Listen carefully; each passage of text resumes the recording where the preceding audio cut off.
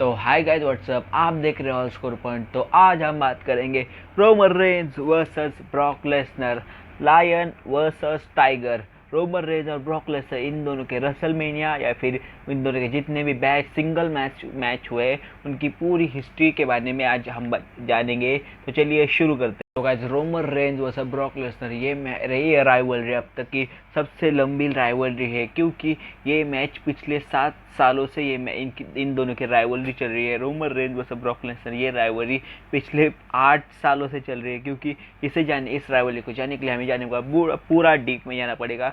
तो जाते हैं। चलो, रोमन रेंज की बात तब से जब जब शील्ड का ब्रेकअप हुआ था, तब रोमन रेंज, सेथ रॉलिंस और डीन एम्ब्रोज ये तीनों अलग हो गए थे। लेकिन रोमन रेंज एकदम तभी के लिए एकदम टॉप के फेस थे तभी भी। रोमन रेंज को एक सबसे बड़ा मौका मिला रॉयल रंबल में। रोमन रेंज ने रॉयल रंबल में 15वें या फिर 20वें नंबर पे एंट्री ले ली और सीधा वो रॉयल रंबल मैच जाके जीत लिया। एंड में बिग शो और केन को इन दोनों को एलिमिनेट करके रोमन रेंज द रॉक के हेल्प से वो रॉयल रंबल का मैच जीता। और पूरा रॉयल रंबल में रोमन रेंज का सिर्फ थीम सॉन्ग बज रहा था रोमन रेंज का।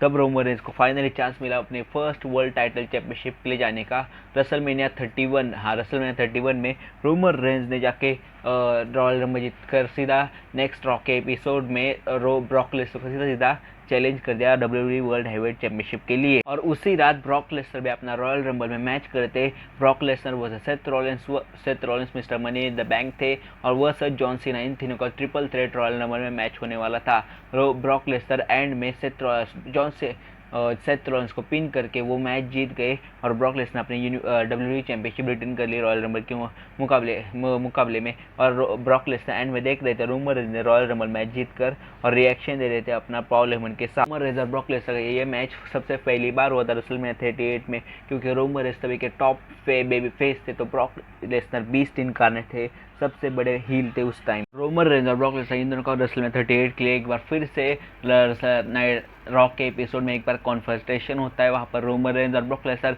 एक दूसरे को चैंपियनशिप छीनने की पूरी ये तैयारी करते हैं। रोमन रेंज एक बार छीन भी लेते हैं ब्रॉक लेसनर से वो चैंपियनशिप, और पूरी ताकत दिखाते हैं ब्रॉक लेसनर को, क्योंकि है वो पूरे WWE के बेस्ट फेस रेसलर, ऐसा कुछ रोमन रेंज ब्रॉक लेसनर को बताते हैं। और फिर ये मैच सीधा होता है रेसलमेनिया 31। इन दोनों का मैच परफॉर्मेंस एकदम एथलेटिक था। रोमन रेंज एक नंबर टॉप बेबी फेस है उस टाइम, लेकिन उनके एथलेटिज्म उससे ज़्यादा अच्छी थी। और ब्रॉक लेसनर तो ही अच्छे, यहाँ से वहाँ रोमन रेंज को उठा के पटक रहे थे, लेकिन रोमन रेंज भी काउंटर अटैक कर रहे थे ब्रॉक लेसनर के ऊपर। यहाँ से वहाँ वो भी स्पीयर की बारी, सुपरमैन पंच, गिलेटिन चौक यार, रोमन स्पीयर, हर जो अटैक आता था वो ब्रॉक लेसनर को लगा रहे थे। लेकिन जो के मैच के एंडिंग में जो ऐसा सर्कस हुआ इन दोनों के साथ, जो वो अभी तक नहीं भूल पाए, उसका रोमन रेंज और ब्रॉक लेसनर अभी तक वो मैच भूल नहीं पाए, क्योंकि शो के एंडिंग में आते mister money in the bank Seth freaking Rollins आते हैं। वहाँ पर सीधा कैशिंग करते हैं अपना money in the bank Roman Reigns और ब्रॉक लेसनर के मैच के ऊपर। वो मैच बन जाता है सीधा ट्रिपल थ्रेट मैच।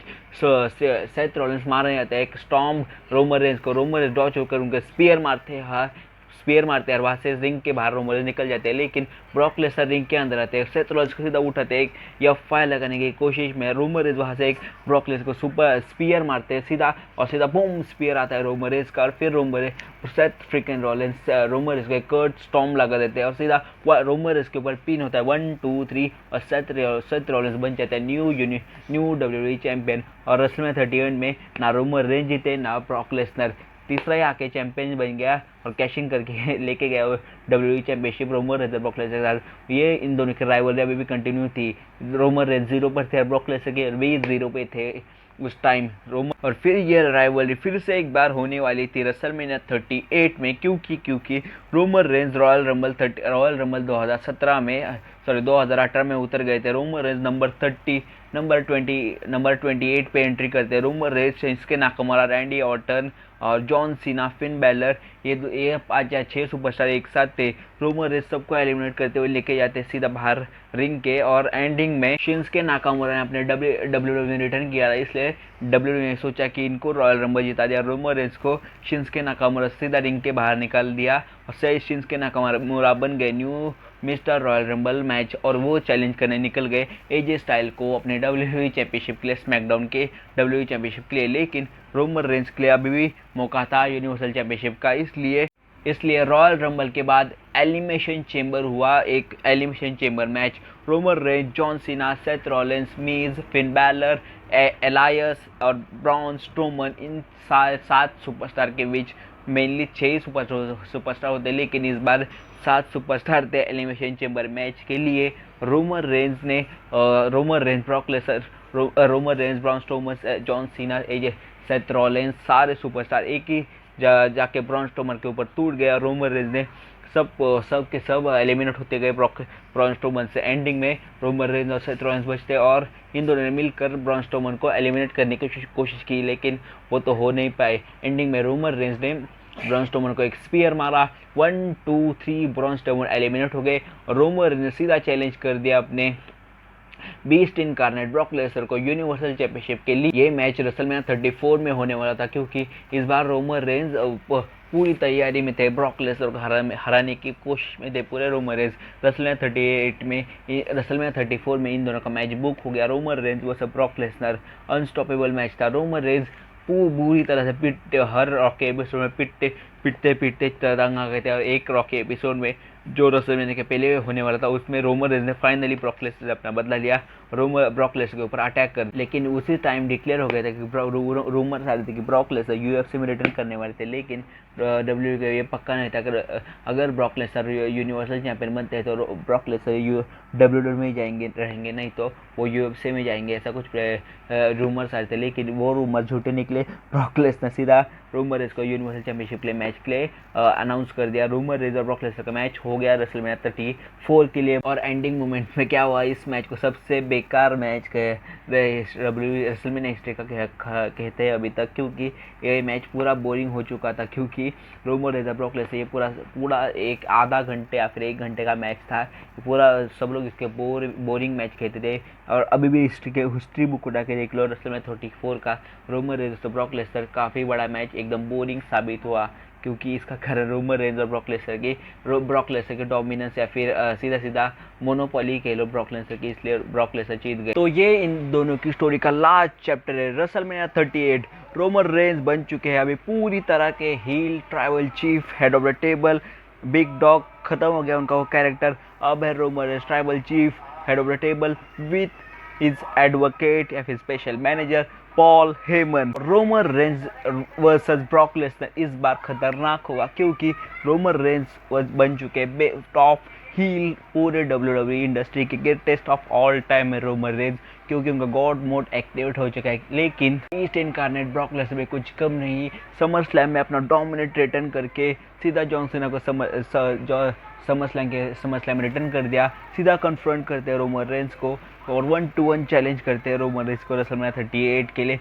इनडायरेक्टली या फिर डायरेक्टली बोल लो। रोमन रेंज और ब्रॉक लेसनर पहली बार ऐसा हो रहा है कि रोमन रेंज एक हील गाय है, अपने Brock Lesnar beast incarnate baby face. Roman range की एक अलग साइड दिख रही है, तो ब्रॉक लेसनर भी कुछ कम नहीं, उनके भी कुछ अलग ही साइड दिख रही है। इस बार एकदम हंसते खेलते ब्रॉक लेसनर फैंस के साथ हाथ मिलाने वाले, सबके साथ बात करने वाले अपने बीस्ट इनकार्नेट ब्रॉक लेसनर। तो रोमन रेंज है अपने tribal chief, head of the table, हर एक को पीटने वाले, पूरे स्मैकडाउन और रॉ के ऊपर अपना आतंक मचाया रोमन रेंज ने, सबको धोया, सबको Goldberg, John Cena, Seth Rollins, Drew McIntyre, Bobby Lashley, बिकी, हर एक चैंपियन को रोमन रेंज ने ठोका या फिर हर एक को क्लियरली पिन किया रोमन रेंज और ब्रॉक लेसनर। इन दोनों का एक KGF चैप्टर 2 या फिर लास्ट चैप्टर होगा इन दोनों की स्टोरी का रेसलमेनिया 38 का, क्योंकि डब्ल्यू ने डिक्लेयर कर दिया इसके बाद इन दोनों का एक कोई भी सिंगल मैच कभी नहीं होगा, ऐसा डब्ल्यू ने ऑफिशियली कह दिया है इस बार।